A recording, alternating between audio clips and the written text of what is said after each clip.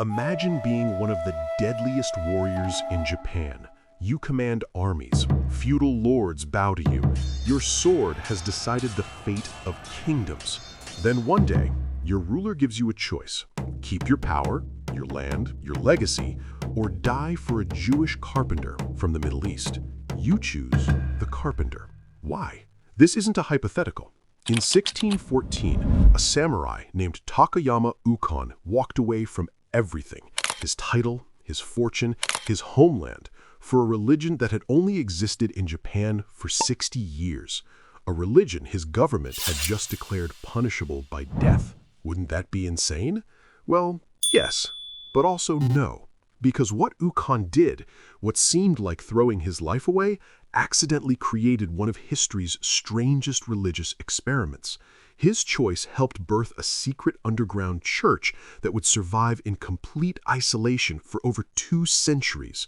No priests, no contact with Rome, just whispered prayers passed from grandmother to grandchild in hidden rooms while the government hunted them like criminals. To understand how a master swordsman became a hidden saint, we need to go back to when Christianity first arrived in Japan.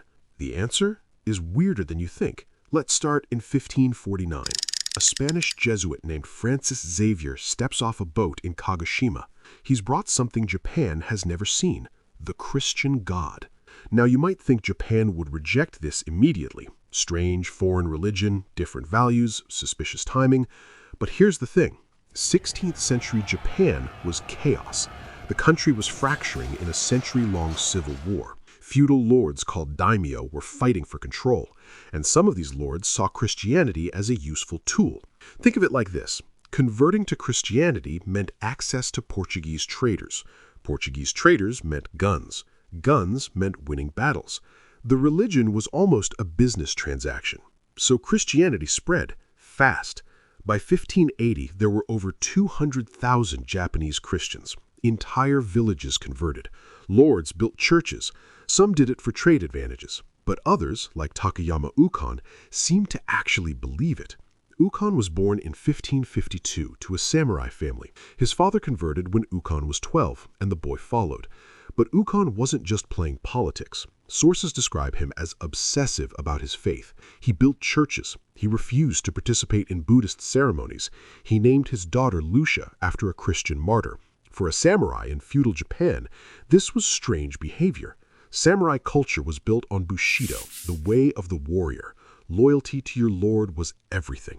Personal honor was sacred. But Ukon's primary loyalty wasn't to his lord anymore. It was to a god his ancestors had never heard of.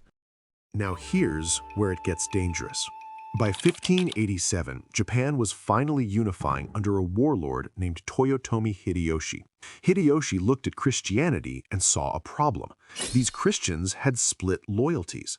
They obeyed the Pope in Rome before they obeyed him. That couldn't stand. So Hideyoshi issued an edict. All foreign missionaries had to leave Japan. Christianity was now suspect, dangerous. But it gets worse. Hideyoshi didn't ban Christianity for ordinary people yet, just the missionaries. It was a warning shot. For 20 years, an uneasy peace held. Christians worshipped quietly. The government watched nervously. Ukon, now a powerful lord himself, kept building churches. Then, in 1597, Hideyoshi made an example. He crucified 26 Christians in Nagasaki, 6 foreign missionaries, and 20 Japanese converts. They were marched through towns, parts of their ears cut off as humiliation, then nailed to crosses on a hill. The message was clear. This foreign religion was a threat to Japanese unity. But actually, the executions backfired. Instead of scaring people away from Christianity, it created martyrs. The religion grew. By 1614, there were roughly 300,000 Japanese Christians, nearly 2% of the entire population. The new ruler, Tokugawa Ieyasu, decided Hideyoshi hadn't gone far enough. In 1614, he issued a total ban. All Christians, foreign or Japanese, had to renounce their faith or face exile, torture, or death. This wasn't theoretical anymore. So, what does this actually mean for someone like Ukon? He's not just any Christian. He's a daimyo, a feudal lord. He controls the region of Takatsuki. He commands armies. He's one of the most respected military tacticians in Japan. If he renounces Christianity, he keeps everything: his lands, his title, his honor in the eyes of the shogunate. The shogun even offers him a way out. Just perform a simple Buddhist ceremony. That's it, a ritual. You don't have to mean it. Everyone will understand it's political. Keep your power. Ukon refuses. Think about what that means. In samurai culture, your word, your honor, is absolute. But Ukon has made a vow to a different kind of lord, a carpenter god who was executed by an empire. And in Christian theology, that god demands exclusive loyalty. No one can serve two masters, the Bible says. You can't half believe. So Ukon chooses exile. He's given weeks to leave. At 62 years old, he boards a ship to Manila in the Spanish Philippines. He leaves behind his lands, his home, everything he built. Over 300 Christians follow him into exile rather than renounce their faith. Here's where things get really weird. Ukon arrives in Manila in December 1614. The Spanish colonial government welcomes him as a hero, a samurai lord who gave up everything for Christ. They plan to give him land, a pension, honor. He dies around 44 days later, probably from disease, possibly malnutrition from the journey. His sacrifice seemed pointless. He lost everything and died an old man in a foreign land. But actually, his death changed everything. Because back in Japan, the persecution was just beginning. After 1614, the Tokugawa shogunate escalated. They didn't just exile Christians, they hunted them. Authorities developed tests to find hidden believers. You had to step on a fumi, a bronze image of Jesus or Mary. Refuse, and you were tortured until you renounced or died. Thousands were killed. By the 1630s, Christianity seemed erased from Japan. The shogunate closed the country to almost all foreign contact. For over 200 years, Japan was sealed. No missionaries could enter. No foreign ideas could spread. The religion should have died out completely. It didn't.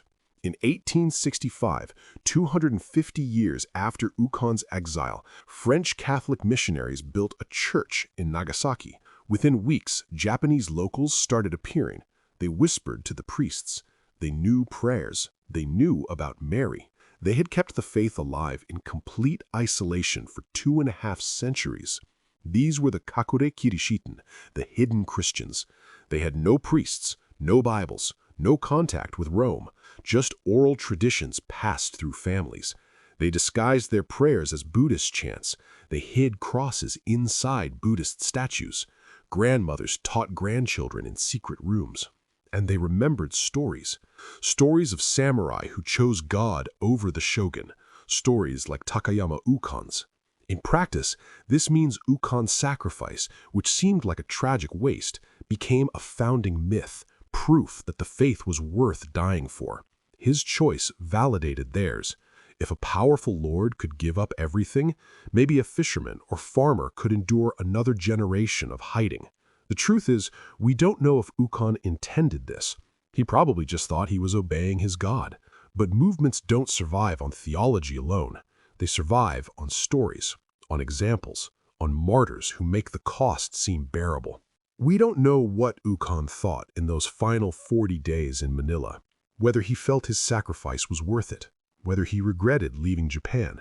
The historical record is thin, but in 2016, 402 years after his death, the Catholic Church declared him blessed, one step below sainthood. The ceremony was held in Osaka, near his old domain. Thousands attended. Most were Japanese.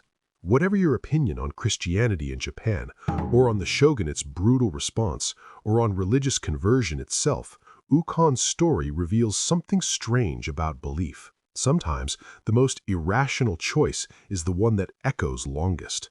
A samurai who mastered strategy made a decision that destroyed his life, but somehow preserved a community for centuries. He was a master of the blade, but what he died for wasn't won with swords.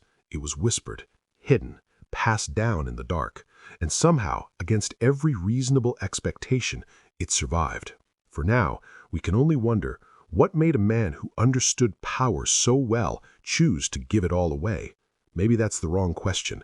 Maybe the real question is what kind of idea convinces people it's worth keeping secret for 10 generations? Probably we'll never fully know, but the hidden churches remember.